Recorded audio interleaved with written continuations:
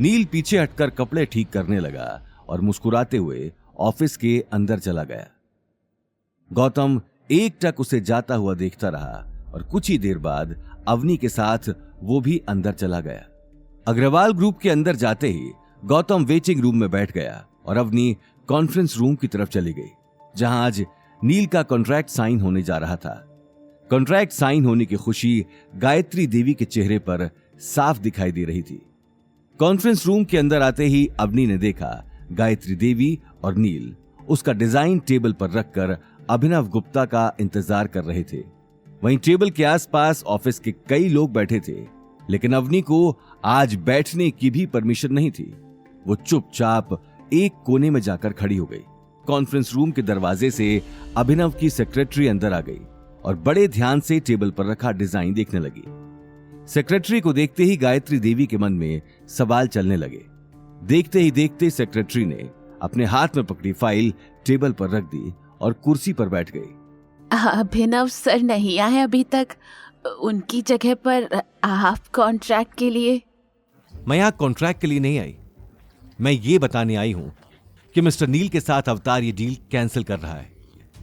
Secretary की बात सुनते ही नील और गायत्री देवी के पैरों तले जमीन खिसक गई। अवनी भी हक्की बक्की अपने आसपास देखने लगी।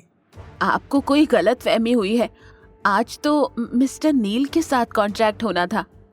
नहीं, मुझे कोई गलतफहमी नहीं हुई है, ये चेयरमैन सर का ही ऑर्डर है।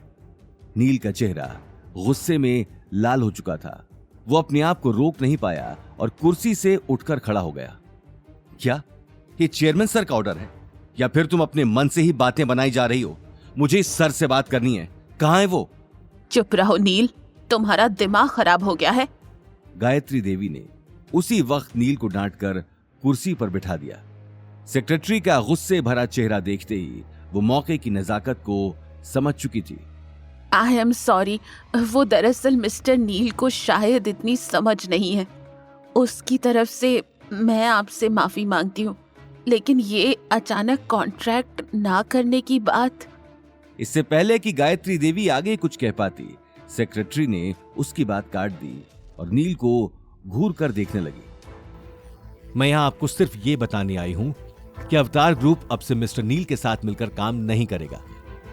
लेकिन मेरी चेयरमैन सर से कल ही बात हुई है, उन्हें मेरा डिजाइन बहुत पसंद आया था और अचानक एक ही रात भर में वो अपना फैसला कैसे बदल सकते हैं? आपका डिजाइन? अगर सच में डिजाइन आपने ही बनाया है तो फिर आपको इसके बारे में पता होगा ना मिस्टर नील। ये बात कहते हुए सेक्रेटरी ने टेबल से फाइल उठाकर नील की तरफ सरका दी।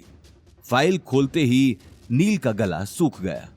हमने आपके बारे में पता किया है, आपने तो अपनी कॉलेज स्टडीज भी पूरी नहीं की, बीच में ही छोड़कर भाग गए थे, तो फिर आपके पास डिजाइनर की डिग्री कहां से आई?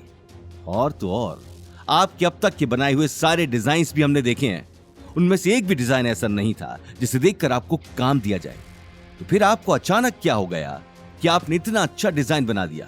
Please explain it to me. Secretary की बात सुनते ही नील और गायत्री शर्म से सिर झुकाकर एक दूसरे को देखने लगे। गायत्री देवी को अंदाजा भी नहीं था कि उसका झूठ इतनी जल्दी पकड़ा जाएगा। वहीं सेक्रेटरी की आंखों में अभी तक गुस्सा भरा हुआ था। आप दोनों जिस कंपनी में काम कर रहे हैं उसी को मिलकर लूट रहे हैं, आपको शर्म आनी चाहिए। आपकी इन करतूतों की वजह से आपको जेल भी हो सकती है, इस बात का अंदाजा भी है आप दोनों को। अपनी बात पूरी कर सेक्रेटरी कॉन्फ्रेंस रूम में बैठे सभी लोगों को देखने लगी और अगले ही पल गेट से बाहर निकल गई। सेक्रेटरी के जाते ही कॉन्फ्रेंस रूम में सन्नाटा छा गया। गायत्री देवी और नील किसी से आंखें नहीं मिला पा रहे थे। वहीं अवनी को अपने कानों पर यकीन नहीं हो रहा था। उसके कानों में कुछ समय पहले गौतम की कही हुई बातें गूंज रही थी। आगे की कहानी जानने के लिए देखिए अगला एपिसोड सिर्फ पॉकेट एफएम के यूट्यूब चैनल पर और रॉयल वारिस के सारे एपिसोड्स को सुनने के लिए डिस्क्रिप्शन में दी लिंक से डाउनलोड करें पॉकेट एफएम ऐप।